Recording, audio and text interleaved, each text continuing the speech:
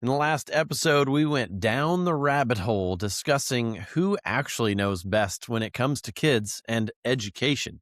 But today, what do we even do about that? What are strategies for parents, and how can those strategies strengthen the school and parent partnership? This is I Demand a Meeting, a podcast where two educators in private schools talk honestly about leadership, teaching, and the things we don't usually say in faculty meetings. I'm Jesse, and that's Jared. Jesse, we covered a lot of ground last episode and laid out the conflict that we all know so well between home and school and some of the rifts that have come in our society between authority and partnership.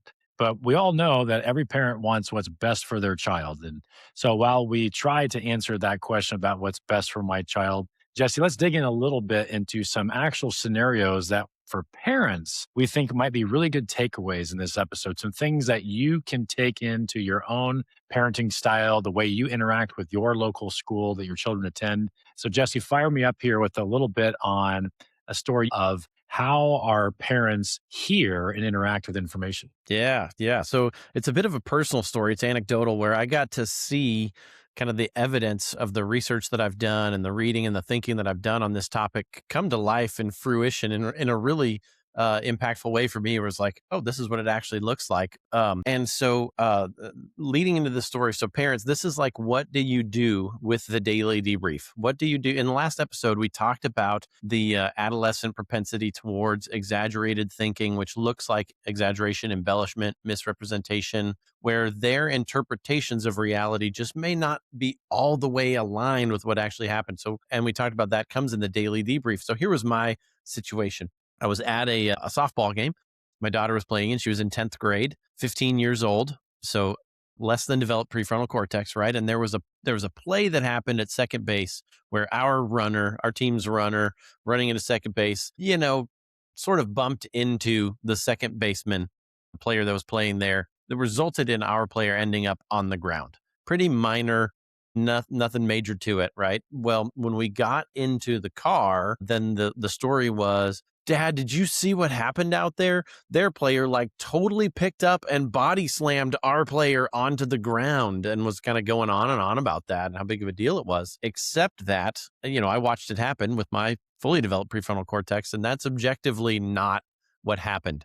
It was exaggerated, as it was being reported, was exaggerated and hyperbolic and sensationalized. And while it made for a great story, either her brain either A, thought that's interpreted that as being actually what happened, or B, that's the story she wanted to tell to make it really interesting and lively.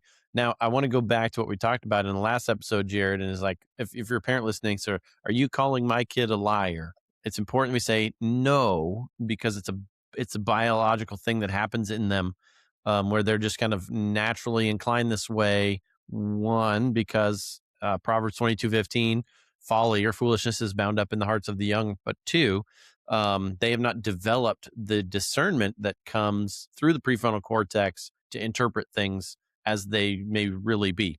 And so all that to say, okay, so she gets in the car, she tells me this story. Your child gets in your car, parents, and starts telling you the stories of what happened at school that day. We call it the daily debrief, where they verbal process. And that's natural for kids to verbal process and to kind of let it all out. It's also natural for kids to gripe. And we talked about that in the last episode as well, to complain. They're naturally more inclined that way because optimism is also developed in the prefrontal cortex. So that idea of everything's going to work out okay is optimism.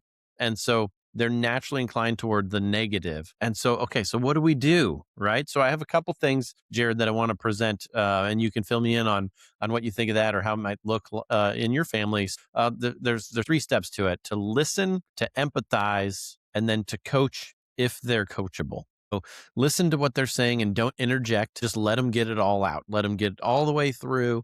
Don't correct. Don't say, well, I actually was watching and that's not how it happened. Let them tell their story. Let them gripe, and then empathize. You can even say, I know that was crazy, huh? Or they get in the car and they tell you another common one we mentioned in the last episode. The teacher totally yelled at me and singled me out and humiliated me in front of everyone, or everyone else was doing it and I was the only one who got in trouble, those kind of things, or anything about a bad grade.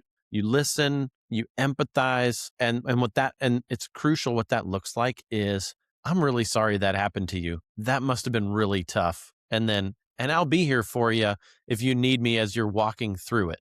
And right there's where you got to pause. Walking through it is a crucial component because it indicates that you're going to walk through this. Like, I'm not going to be bailing you out, but I'll be here to walk through it with you if you need. And the if you need is that's where the coachable nature comes in. If you're perceiving that your child is not in a state at that time to be coachable and for you to provide whether it's clarification or context or if there's correction that's necessary, if they're not in that space, that's not the time to do it. But if they are, that's where the coaching comes into play. And so those right there, thank you for, or I'm sorry that happened to you. That must have been really hard. I'll be here if you need me to help walk you with you through it. That right there can be really powerful in helping develop grit, resiliency, and fortitude in our kids, which is really important. But then it also assists in the parent school partnership because it puts into context, or it helps us, it helps parents like you and me to be a little bit more sympathetic to what may be actually happening by providing important context. What do you think about that? I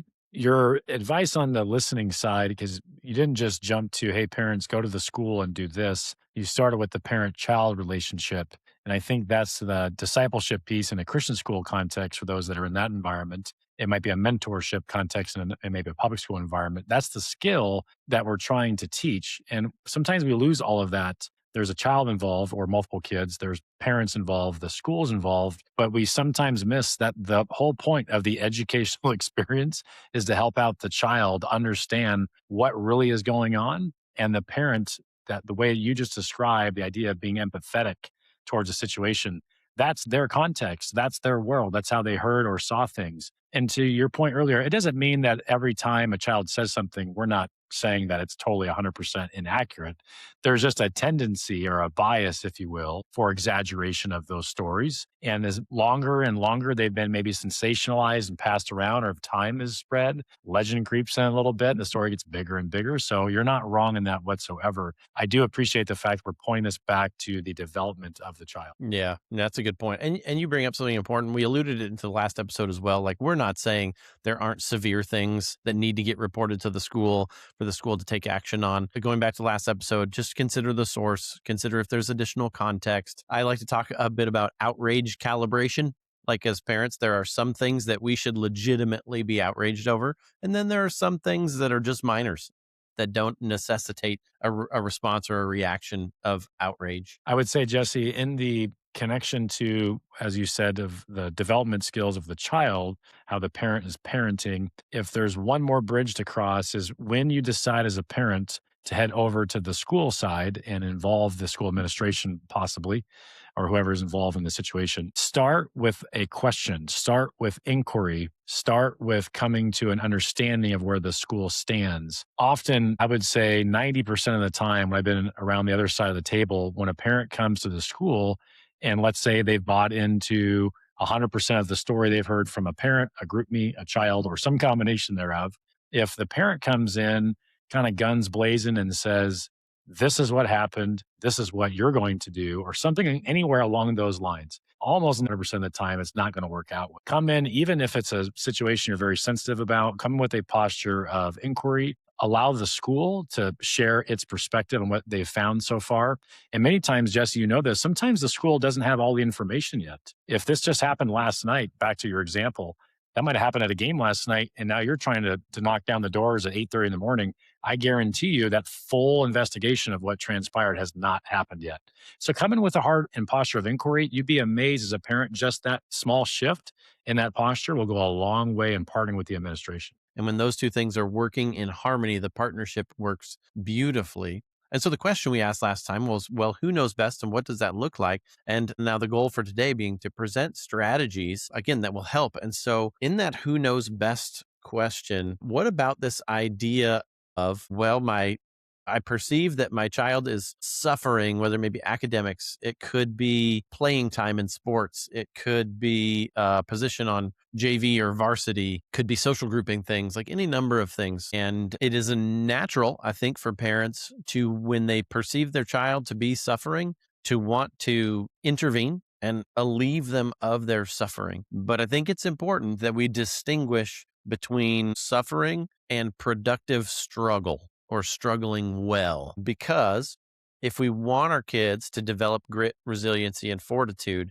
then they have to be exposed to experiences that they'll have to productively struggle or struggle well. And that doesn't always, while it may look like it, and they may verbalize what sounds like suffering that parents would want to alleviate, that's not necessarily always the case. I've told these stories to a number of people, so somebody may be listening to this down the road and say he's talking about me, and it's just I've told this story a lot of times, and the characters in this are an amalgamation of 20 years of pattern of having these same conversations over and over. Right? I want to caveat with that disclaimer. Okay, so I want to go all the way back 20 some years ago. I'm in the Army. And at the end of each training cycle, there would be a culminating event called a crucible. And I remember one in particular at the end of training. It is the culmination of all of the challenging things kind of all rolled into one. And here's what it looks like. And so you start out with a really long, like full day ruck march, like, and, it feels like it's probably close to 20 miles. You're marching all day long, and periodically throughout, you're stopping to accomplish tasks. Or if anyone in the platoon falls short of expectations, then everybody does some extra physical training or PT, right? Push-ups and other things where you have all your gear and your weapon and all that stuff. And then you finally make it to your destination. You have to set up camp. It's dark. It's night. And you finally get to bed down after doing all the stuff.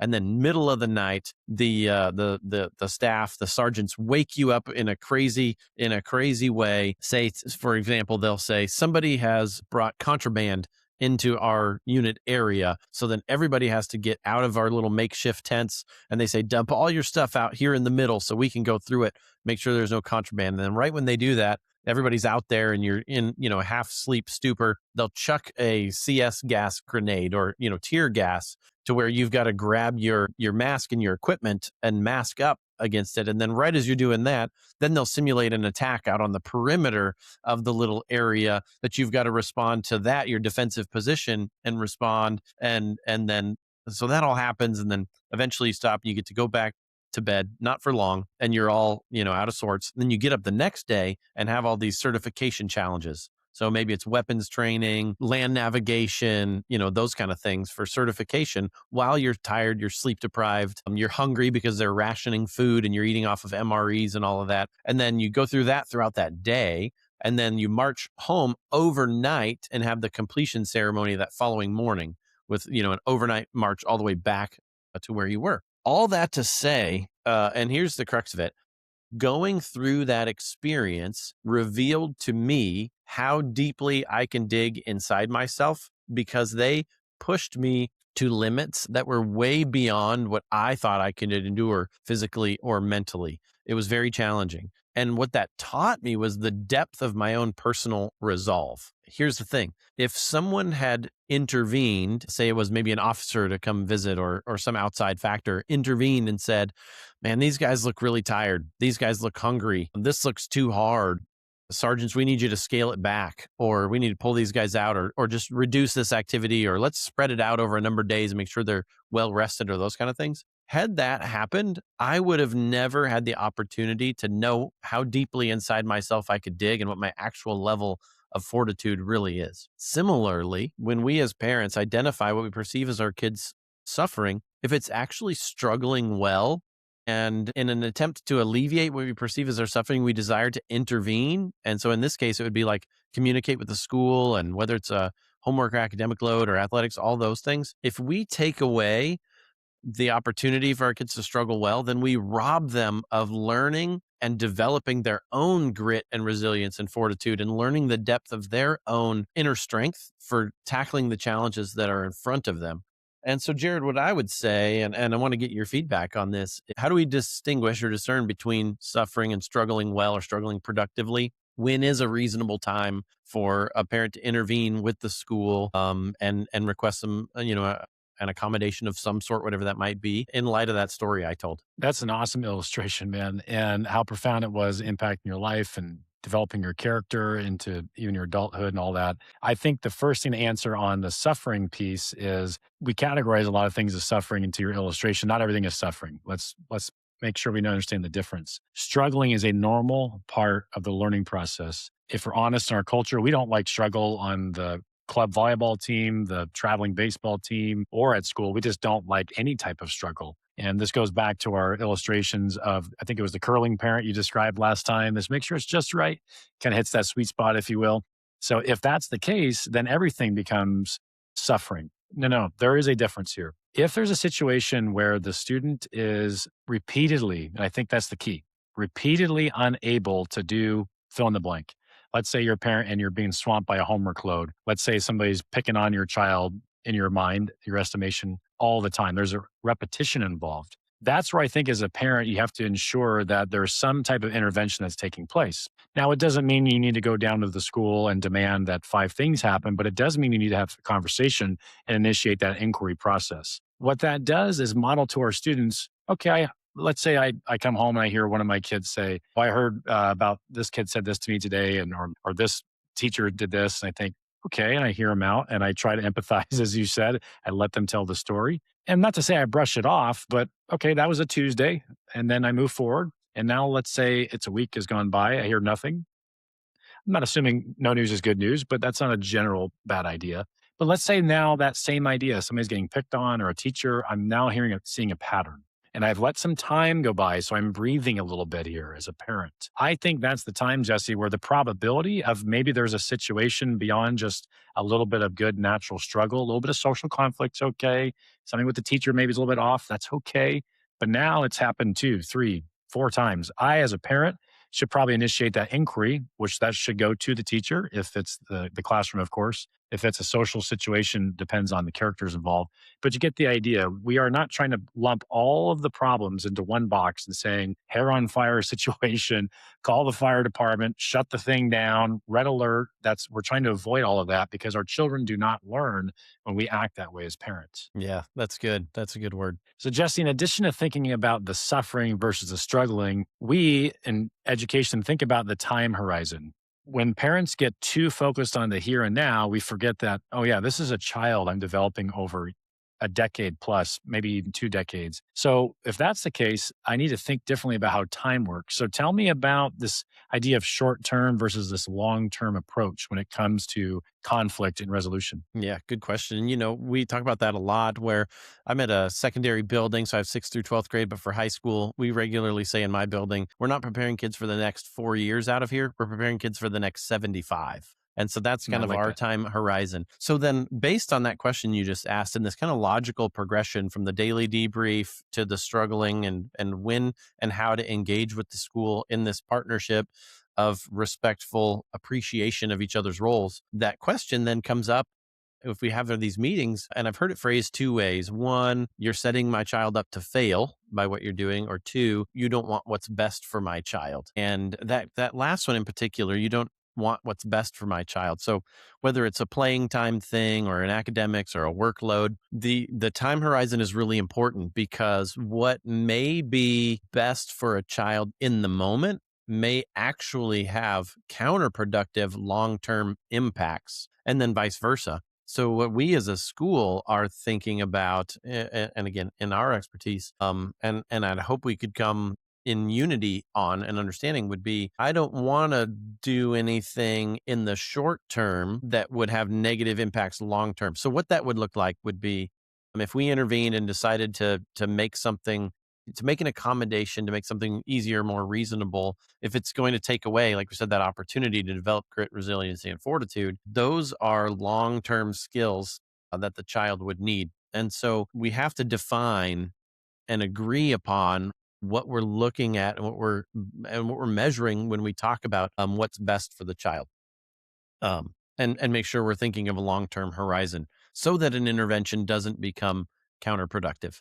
Jesse, give me your hot take for helping parents deal with conflict with their kids in the school. 3 parts to it. One, consider long-term best for your child over short-term best. What's going to help them most grow their character, their grit, resilience, and fortitude over the long term. Differentiate between struggling and suffering. Allow them the opportunities to struggle productively or struggle well to develop those coping skills and complex problem solving skills. And then lastly, when you get the daily debrief, listen, coach, and empathize. I'm sorry that you had to go through that. That must have been really hard for you. And I'm here for you if you need me. Jared, how about you? What are your hot takes? In this area of parent and school and the partnership, our schools and communities and our kids will benefit so much if we have healthy relationships. And to quote James 1:19, there's a reason why we have those two ears and one mouth, but being quick to listen and being slow to speak and slow to anger covers a lot of wrongs. Inquiry, coming with a posture of humility to the school. You may be 100% right as a parent of whatever the situation is. Who knows? But coming with that posture that I'm not here to prove a point, but I am here to reach some understanding and work together with the school, because it's not just that situation, it's that time horizon. We're talking about a child's development into eternity. Let's work together and have the very best school parent partnership we possibly can. Well, there you have it, friends. Thank you for tuning in to the I Demand a Meeting podcast. We've enjoyed spending time with you. We'd love to engage. Leave us a comment, share your own experience or a story that's relevant. And we look forward to seeing you next week in the next episode.